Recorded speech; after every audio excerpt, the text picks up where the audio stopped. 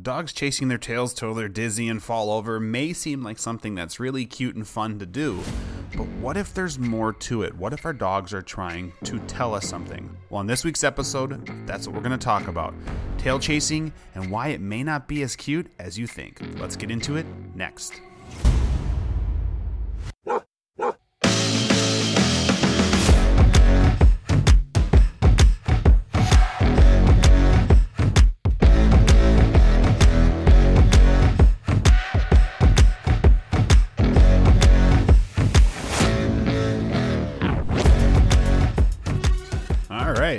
We're going to get this week's episode going, and I actually think this one is one that I am excited to talk about because it's a common question that I think comes up a lot with people when we're talking to them. They want to know why their dog is doing it, how can we stop it, and everything. But before we do that, guys, hey, welcome to the Learn, Laugh, Bark podcast. I am your host, Jake from OnDog Training Academy, and like I mentioned in the beginning here, we're going to talk about tail chasing.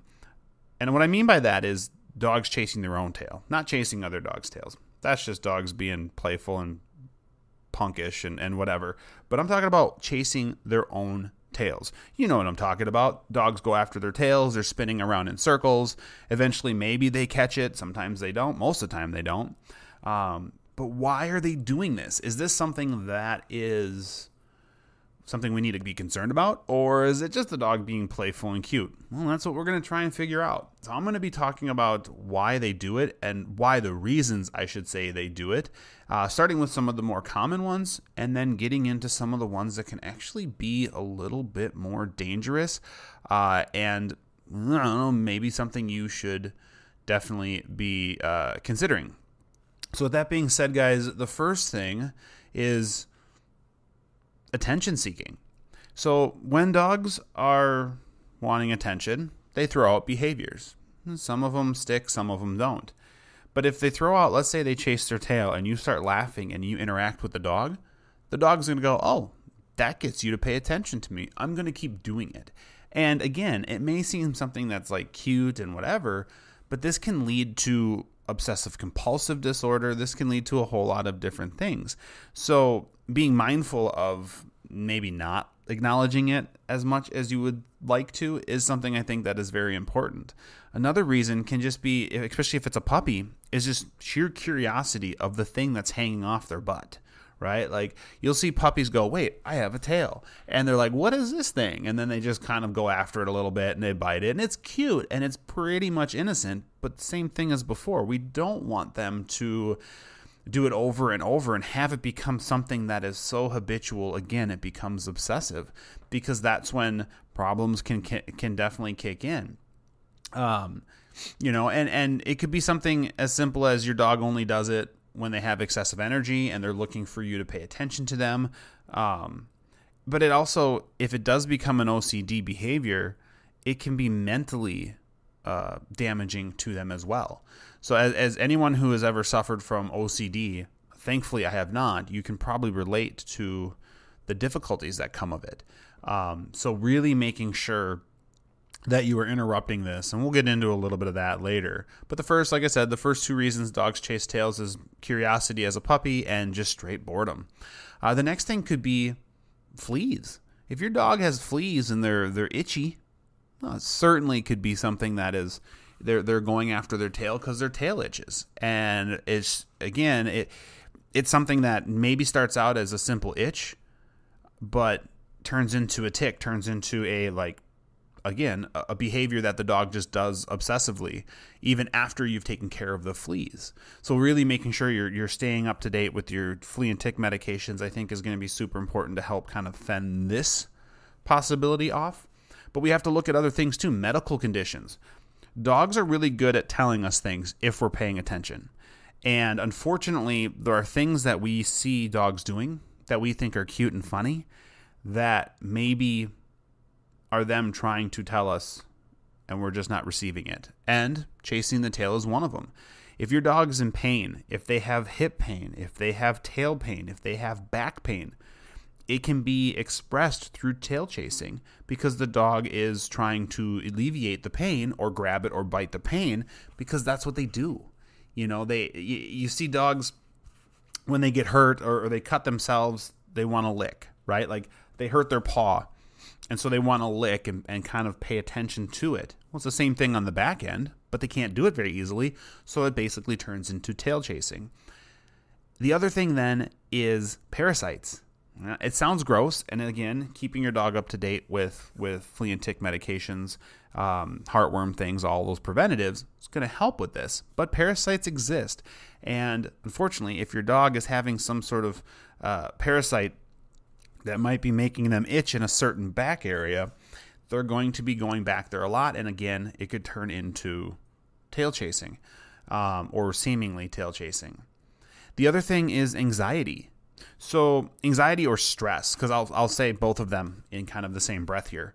Dogs are really interesting when it comes to how they show anxiety, how they show stress. And it's not like they can just come up to and be like, I'm super nervous, I'm super anxious, or I don't know what's going on.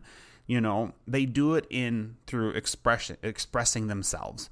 So it could be a dog gets super stressed or anxious and they all of a sudden get really hyper. And you're like, I don't get why my dog is so hyper and crazy and getting into trouble, whatever. It's how they're responding to stress. Another dog, stress, anxiety can make them shut down. Other times, dogs, stress and anxiety, they start licking, obsessively licking you, a piece of furniture, the floor, themselves.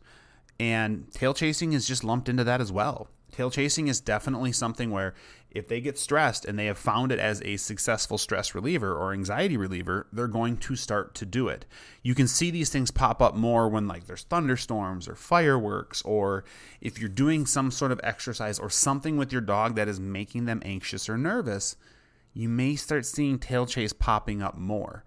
It also can sort of be tied into this a little bit. It can also be a way to get out of something. They're like saying, oh, you tell them to sit, and they're like, I'll just chase my tail. It's a way for them to sort of say, I don't want to really do what you're telling me to do, so I'm going to chase my tail, and it's interrupted the behavior that you've wanted me to do before, so I'm just going to keep doing it. Now, all of these, and this is why we always say, if you're concerned, if your dog starts chasing their tail out of the blue, consult a veterinarian and get them checked out. Make sure that they don't have parasites. Make sure there's not medical issues going on. You can also physically examine your dog, touch their back, touch their tail, touch their hips, see if they're showing any discomfort. This is a good start to being able to understand why they're doing it. Making a list of things, being like, okay, well, my dog's chasing his tail now in these situations, and trying to just diagnose why your dog might be doing this, especially if it's a behavior thing. So ways you can kind of stop getting them to stop doing it if your dog is doing it is to keep, especially if this is anxiety or stress related, try to keep your training sessions super short and keep them positive. You maybe say, we're going to go back to using treats and fun things and less corrections and negative things to get you to stop it, because something that won't work, I promise you, it will not work. If your dog is chasing their tail because of anxiety or stress or even OCD, yelling at them and physically correcting them or doing anything like that isn't going to help, right? Think of you like if there's a deadline at work and you're super stressed, you're anxious, you're like, I got to get this done. I don't know if I'm going to get this done. And then your boss comes up and just screams at you and says, stop worrying about it, just get it done. Does that suddenly make you feel better? I doubt it. If it does, you're odd. Like, I'll just be honest, you're odd. But I doubt it. So keeping it positive, keeping your training session short, and just trying to make more positive repetitions while interrupting any tail chasing by simply just go, hey, let's stay focused over here, and just try to reward quicker so the dog doesn't get into that tail chasing kind of circle or cycle.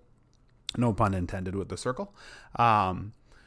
Also look at like reducing stress and anxiety levels. So if it's storm or firework or gunshot related, well, how can you minimize that? Maybe when there's going to be a storm or fireworks, you give your dog a CBD chew, or you turn the music on, or you kennel them and cover it. You do what you can to minimize stress, which is going to minimize the dog feeling that desire or that compulsion to chase their tail.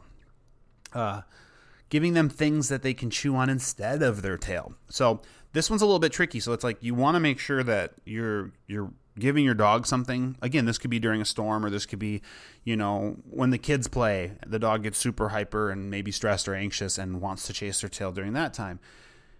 I'll try to be more proactive in it, and I'll give my dog a chew or a toy or something that they can actually hold on to and like soothe them more, as opposed to chasing their tails.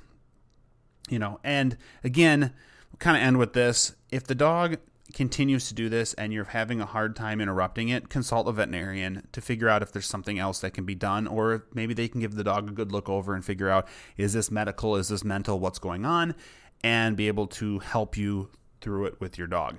Because again, tail chasing, it seems cute and I understand it, but in the end, it could be something way worse. So guys, I really hope this was helpful. This was the week 3. This is category 3. Every month we're breaking it down into 4 different groups. This was the group of why does my dog blank? And this week was why does my dog chase their tail? We'll be doing this every month. So if you enjoyed this one and your curiosity is now risen, make sure you like and subscribe to our podcast wherever you listen to it. You can check us out also on YouTube. We're on Facebook, Instagram, everywhere like that. You can leave reviews. You can subscribe to all of those if you'd like, whatever you want to do. If anything, you could just share this episode with you. If you have a friend whose dog chases their tail and you're concerned, share this with them and be like, hey, look, I just heard this. You should listen to it and check it out, because it's going to give you some good information and maybe get you to help stop your dog from doing the behaviors that you're not liking. So anyways, guys, hopefully this was helpful. Hopefully you learned something from it. And of course, like always, we'll see you next week. Good dog.